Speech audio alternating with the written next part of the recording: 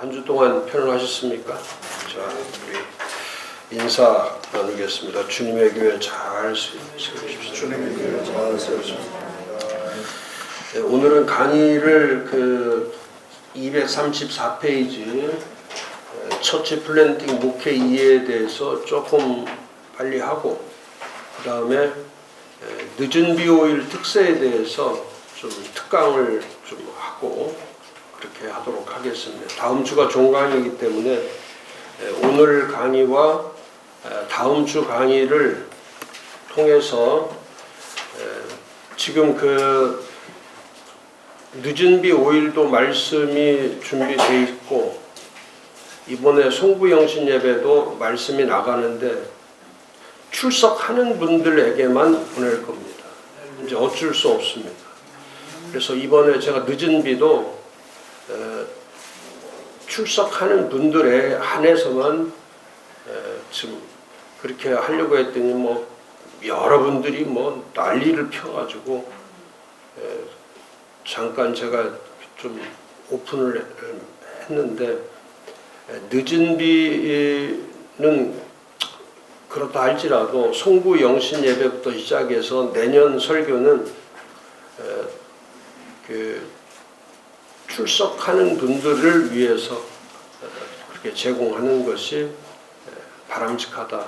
이제 너도 나도 다 이렇게 하는 그런 시대가 아니고, 그래서 제가 이번에도 준비하면서 송구 영신 말씀을 준비하면서 참 많은 생각들을 많이 한 것이 뭐냐면,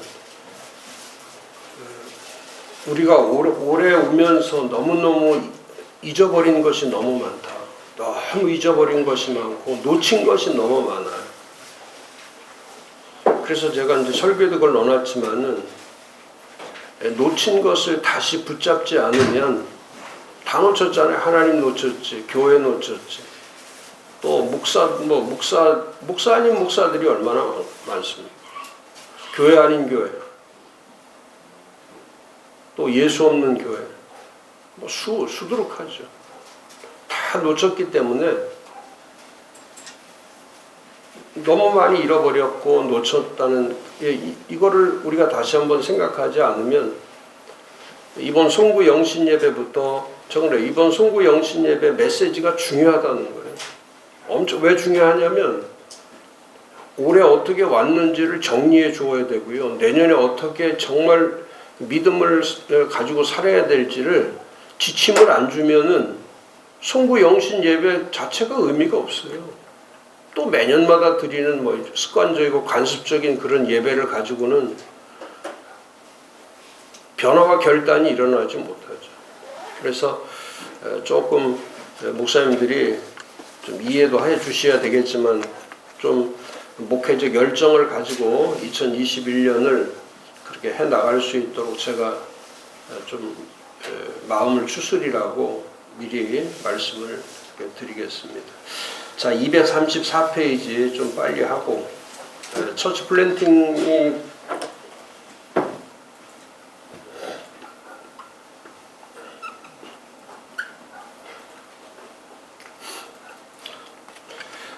내년 목회도 두 가지죠. 처치 플랜팅 목회고, 하나는 포스트 팬데믹 교회를 세우는 건데, 그래서 먼저 처치 플랜팅에 대한 정확한 이해, 지금 오늘 강의하는 거는 이번 목회 축제 때에, 1월 달에 있는 목회 축제 때에 좀 교인들에게 잘 정리해서 꼭 가르쳐 줘야 될 그런 말씀입니다.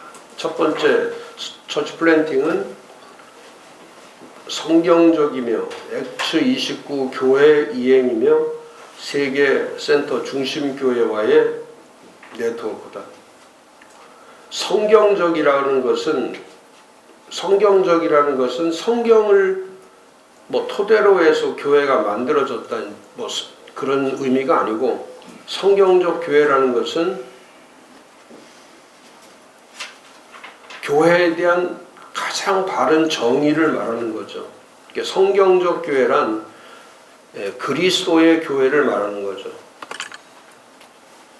정확한 정의는, 교회는 그리스도다. 그래서 이 교회는 그리스도가 항상 머리이시고 그리스도가 중심이시고 언제나 그리스도와 연결되어 있어야 된다. 그게 교회죠. 교회에 대한 정의는 그리스도가 머리가 되지 않으면 지금 교회는 전부 사람들 교회, 사람의 교회, 사람 조직, 제도, 전통 뭐 이런 교회이기 때문에 교회마다 그리스도가 없죠. 그러니까 그리스도가 머리가 되지 못하기 때문에 교회를 이해하지 못하는 거죠. 그러니까 교회가 몸인지도 모르고 교회가 머리인지도 모르고 또 도대체 교회가 무엇을 위해서 존재하는지 자체도 모르기 때문에 그러니까 지금 이제 이런 일들이 벌어질 수밖에 없는 것은 뭐냐면 교회관이 무너지면 교회관이 무너지면은 교회 신앙 자체는 그건 정상적으로 세워질 수가 없죠.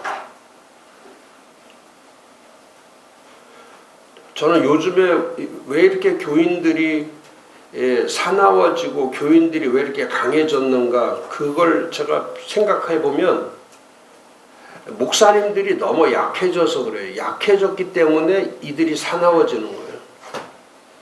목사가 강하면 성도들이 강할 수가 없어요. 그러니까 목사님들이 너무너무 이 약하게 말씀도 약하지, 영성도 약하지, 삶 자체도 약하지, 미션, 사명도 약하지, 이게 전부 약하니까 성도들이 볼 때는 그냥 자기하고 별로 비슷한 게 없는 거예요. 다를 게 없는 거예요. 모든 게 만만한 거예요. 근데 목사님이 만약에 정말 강력한 삶을 살면 교인들이 함부로 대하지 못하죠. 그래서 저는 교회가 성도들이 강해지고 성도들이 사나워진 것이 아니라 목사님들이 약해지고 목사님들이 허약 체질로 돼 있기 때문에 이런 사태가 벌어진 거예요.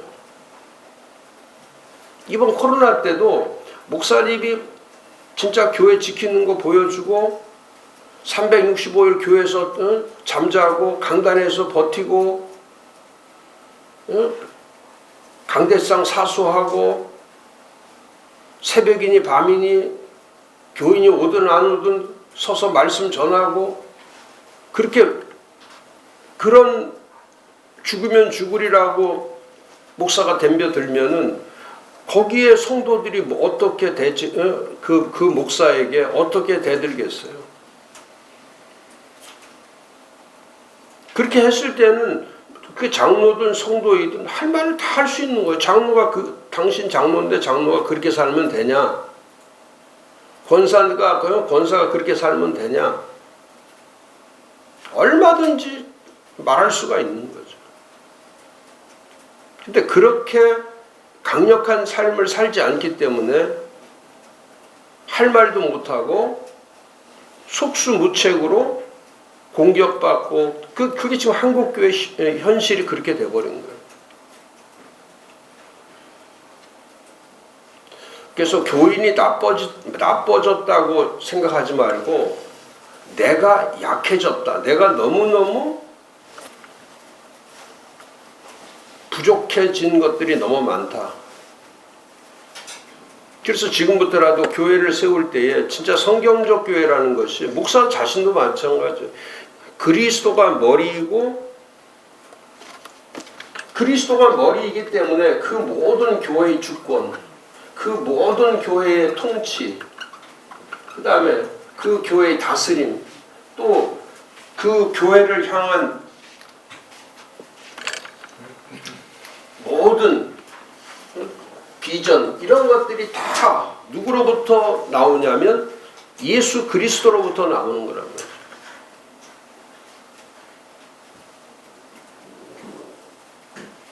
목사는 교회를 세우는데 머리가 아니에요. 목사는 교회를 세우는 주체가 아니고 어떻게 하면 그리스도가 머리인 교회를 어떻게 세울 거냐. 그리스도가 머리이신 교회. 그리스도가 주권을 갖고 계시고 그리스도가 통치를 하시고 그 에베소서 1장 20절에서 23절이 그거 아닙니까? 또 13 서신이 교회 서신이 전부 다 그렇게 돼 있지 않습니까? 사도 바울이 강조하는 건 그거란 말이죠. 교회는 몸만 강조하는 게 아니에요. 교회는 몸인 동시에 머리가 있다. 그 다음에 그 몸에는 중심이 있는 거예요. 그 몸에는 이 피봇이라고 하는 중심.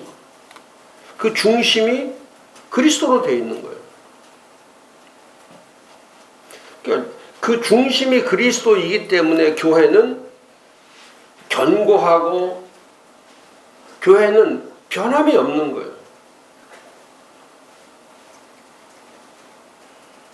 근데 지금 교회는 사람이 중심이고 조직이 중심이고 직분자들이 중심으로 되어 있고 또 심지어는 이 세속적인 것들이 그냥 들어와서 교회에 자리매김을 하고 있기 때문에 이 교회가 이렇게 타락되는 거죠. 그러니까 중심이라는 것은 교회가 가지고 있는 원칙, 변하지 않는, 변질되지 않는 기준, 이런 것들이 예수 그리스도로 되어 있다는 그 의미를 얘기하는 거예요.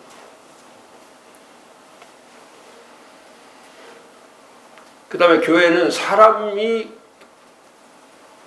중요한 것이 아니고 그리스도와 연결되어 있는 게 연결되어 있는 거예요. 그 연결된다는 것은 소속, 참여, 일치를 말하는 거예요. 소속되고 참여하고 일치가 되어 있는 거예요.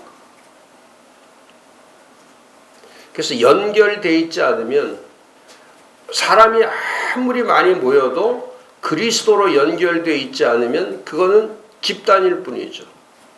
그러나 두세 사람이 모여도 그리스도와 연결이 되어 있으면 그게 교회가 되는 거예요. 교회의 기준은 그래서 그리스도로 되어 있고 이 교회를 가리켜서 예수님은 마태복음 16장 18절에 이 교회를 가리켜서 예수님은 나의 교회다. My church. 그리스도가 머리이시고 그리스도가 중심이시고 그리스도로 연결되어 있는 그 교회. 그게 성경적 교회를 얘기합니다. 그러니까 교회는 예수님께서 첫 말씀을 하실 때부터 교회는 사람이 중심인 교회가 아니고 그리스도가 중심인 교회. 그리스도의 교회. 그래서 지금 우리가 한국 교회는 사람이 머리이죠. 사람 중심으로 되어 있죠. 사람과 연결되어 있죠. 그러니까 이게 그리스도가 없는 교회도 그리스도가 없는 교회. 그리고 지금은 목사님들이 전부 다 그렇게 가르쳤단 말이죠. 성도 여러분들이 교회의 주인이라고 가르쳤기 때문에. 그러니까 지금 교회에 가장 힘들고 어려운 것이 뭐냐면 교회 기득권 세력들을 이 기득권을 가지고 있는 이 세력들을 이 변화를 시켜줘야 되는데 그 변화시킬 수 있는 방법은 뭐냐면 이해하고 설득시키는 것이 아니고 말씀을 통해서 가르치는 거예요. 훈련시키는 거예요. 끊임없이 훈련시키는 거예요. 그게 사도행전이죠.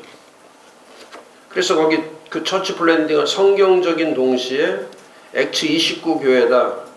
액트 29는 뭐 두말할 것도 없이 이거는 사도행전의 포맷을 가지고 있는 사도행전의 프린시플을 가지고 있는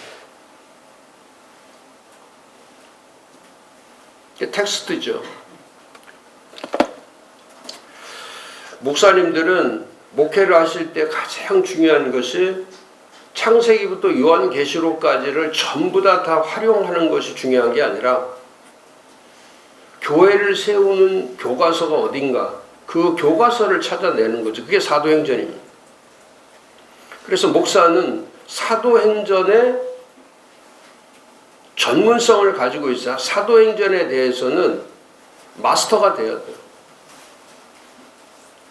특히 그 사도행전의 메시지가 뭔지, 또 사도행전의 영성이 뭔지, 또 사도행전의 사도들의 의식이 뭔지, 그 다음에 사도들이 살아왔던 삶이 뭔지,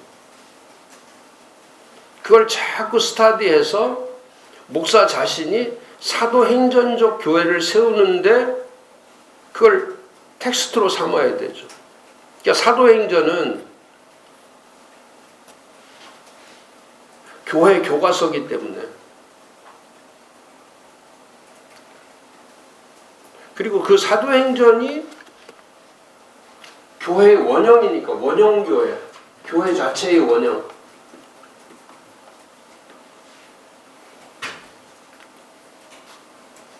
근데 우리는 사도행전적 교회를 세우려고 하지 않고, 지금 처치 플랜팅을 하는 전 세계의 그 교회 운동이 사도행전 운동이란 말이에요. 사도행전을 그대로 이행하기 위해서 규칙적으로 항상 반복되고 규칙적으로 목회적 매뉴얼로 삼고 그걸 가르치는 거. 한국 교회는 이렇게 사도행전을 하려고 하는 교회들이 드물죠. 전부 다 시편형 교회, 뭐 시편이라든지 뭐 잠언이라든지 다 뭐 그냥 교훈적이고 교양적이고 이런 관계적이고 이런 교회들을 세우려고 하지, 사도행전과 같은 그런 강한 교회를 세우려고 하는 분들은 드물죠. 그러니까 교회가 자꾸 약해지는 이유가 그거예요. 다른 거 없어요.